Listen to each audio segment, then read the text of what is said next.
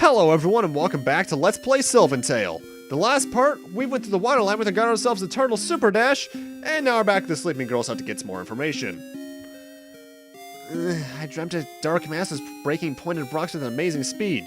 Let's see, turtle form is black colored, therefore we can now break pointed rocks with the super dash. And by that, I mean the 4 of them that are in the game. There's 2 sets here in the village of Flora. One right here and one slightly more west of me, but we want to break this pair, this pair right here, because the next section of the game is actually in this direction. Oh yeah, and these cloud enemies exist. They actually remind me a lot of Kracko from Kirby, but they're vastly ineffective. In fact, a lot of the enemies in this game are honestly underwhelmingly easy to kill. Well, hello there, lady. The beauty of the flowers here once had the mysterious power to open a hardened heart. But not anymore. The water's dammed up and the flowers no longer grow. They actually never tell us who dammed up the water. I'm assuming it's just the villain or something. Hello there, old man. As the flowers wither, so does my life, and this land as well. Fun fact, that character actually has a name. I think it's Soul. A lot of the characters in this game actually have names, and by that I mean, him, I think the lady we just talked to, and the sleeping boy in the middle of the village of Flora. That's a pineapple. I think pineapples are full HP recoveries, but they obviously can't be used like the apple. Which makes me wonder how much content was possibly in the original planned product they just couldn't make. Because it's clear there was some content that's in the game that never got completely used, but we can never tell exactly how much. Either way, here's that dam we saw last part, but now I can break it with the mole form from this side. And we automatically get transformed into the mole man. Mole man. No, that's a Marvel character. The Merman. I would have liked a little humorous sprite there like they have with the drowning merman, where they saw like the mole drowning. That would have been funny to me. Now you could head north to actually get back to the area we're supposed to be, or you can head over to right here and get the next orange. I actually do think they pace out the orange at a fairly decent pace throughout the game, though towards the end they are a bit closer together, but that's just because the end of the game is surprisingly abrupt, as we'll see eventually. The flowers have come back to life! Oh, miracles do happen! Please show these flowers to those who suffer, so they may never lose hope. And we got the flowers! That plotline was resolved really quickly. Now, the flowers only actually have 3 uses. First off, let's show them to this guy. My prayers were heard. The gods have taken pity on the bitter heart of this old gardener. Oh, joys of joys! I too can live to a ripe old age. Please take the compass in the next room. Alright, my bad. We don't show the flowers to this guy. Right, he needed the flowers to come back. But we do need to grab this compass. The compass is actually a very limited use item. You only need to use it twice. And even then, you only need to use it once out of those 2 times. But we'll see what that is later. And now I'm heading south from here. You don't need to do this until later, technically, but I'm just getting it out of the way now. Well, those are spikes. You could just walk over them. In fact, I think speedruns do that, because it takes a bit more time to charge up the super dash, but I'm just doing that. Well, hello there, man. The red mage. Silly cat, you too. Well, you seem to have given up some sort of hope. Let's show him the flowers. Pretty flowers you got there. What on earth? It's like my strength has been rekindled. Blank text. If you see my little sister, give her this comb and tell her I'm okay. And we received the comb. You know, I can recall someone lamenting about their dead brother back in Verda. We should check that out in a few moments. But first we need to head back towards the village of Flora, if I recall correctly. Yes, we do. As you might remember last part, when I was checking out Flora, there was a boy whose flowers died. Let's show him these new ones we got.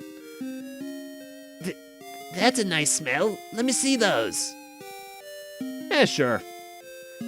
That's funny. I feel better somehow. Come on, I'll show you a secret place I found. Well, you are very optimistic now.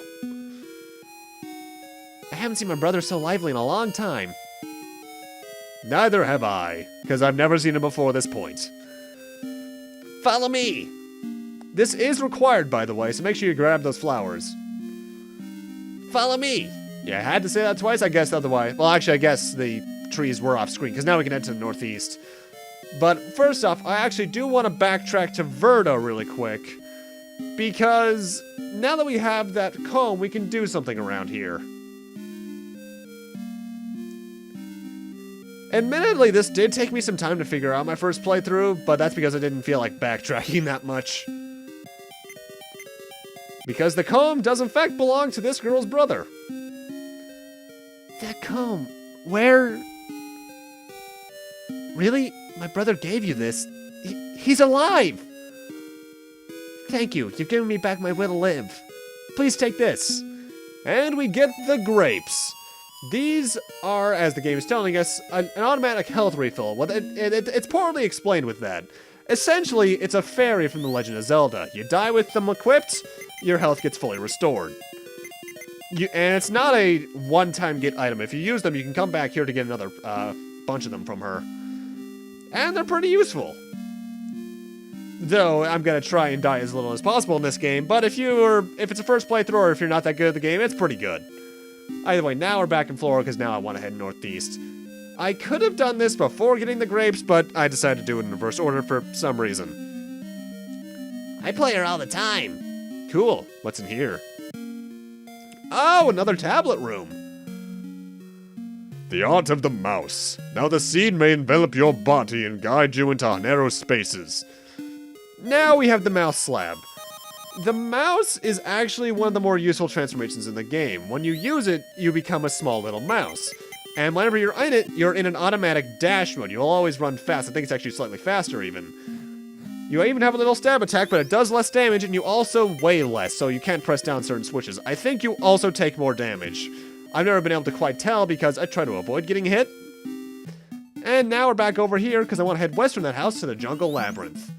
This place is a bit of a lost woods situation. If you try to roam around, you won't be able to figure out your direction. However, if you have the compass, you can figure out which way to go. Though it makes a very annoying beeping sound. I'm not sure if you know the directions you need to take by heart, if you can just do that without the compass, but I've never attempted it.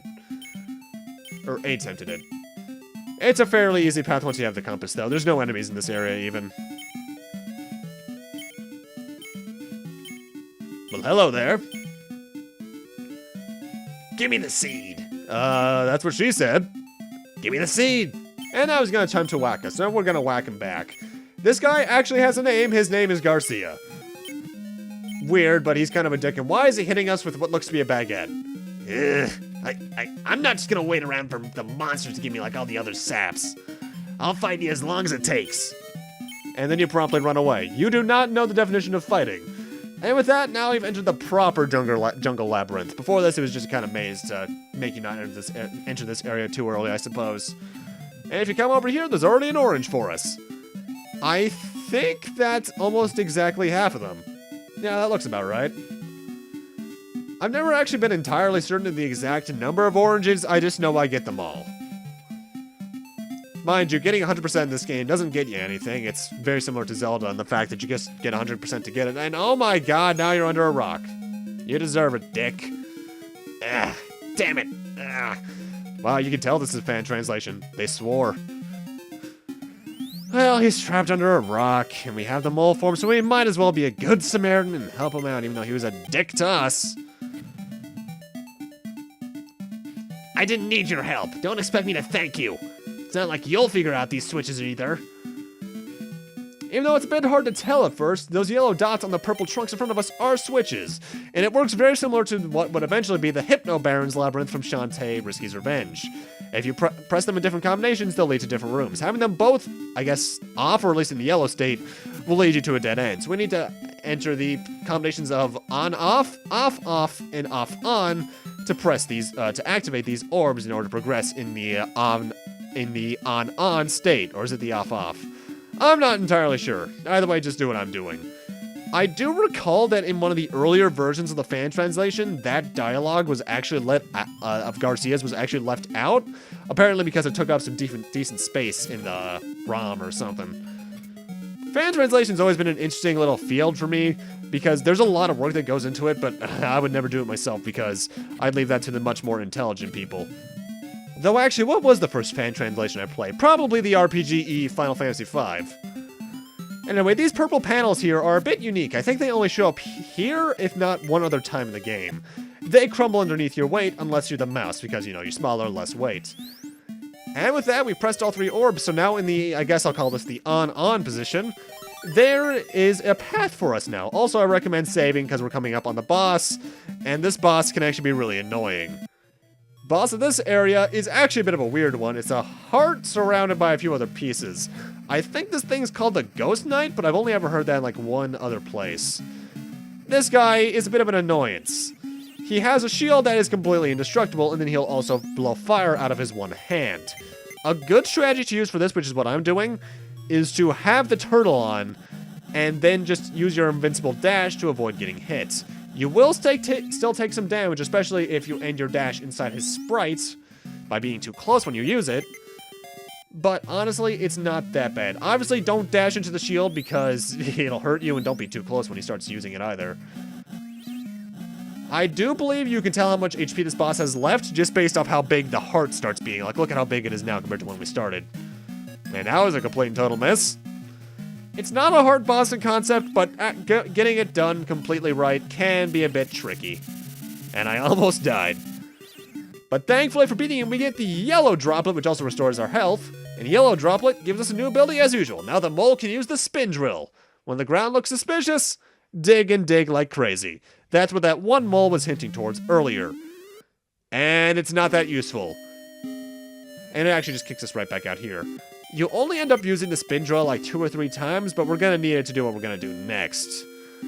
Now we are heading on over back towards where the first dungeon was. Because if you were paying attention and you wandered around yourself, you're following this as like a walkthrough, there was a chest around there you couldn't quite get to yet. I don't think I showed it off in the video itself just because I like getting my objectives done really quickly. But there is a chest we couldn't reach here before, and now that we hit the spin dig, spin drill, whatever, we can now reach it. You're gonna want to head along the left. Now in the green matrixy looking stuff, you can see there's a bit of a crack here. Now that we have the spin drill, we can go through it. So just press the 1 button with the mole and you just go swah swah swah swah.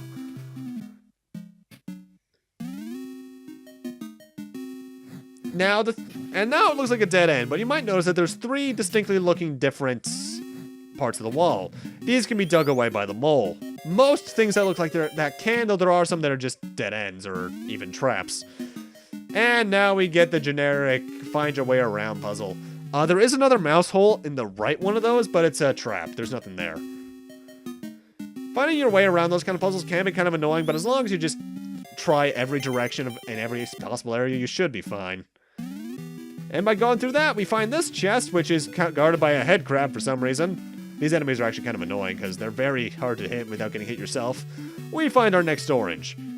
However, that's not all. You see, this is already kind of a hard area to find because you might have missed it your first time around. So there's also this chest around here which has this thing. The floating stone.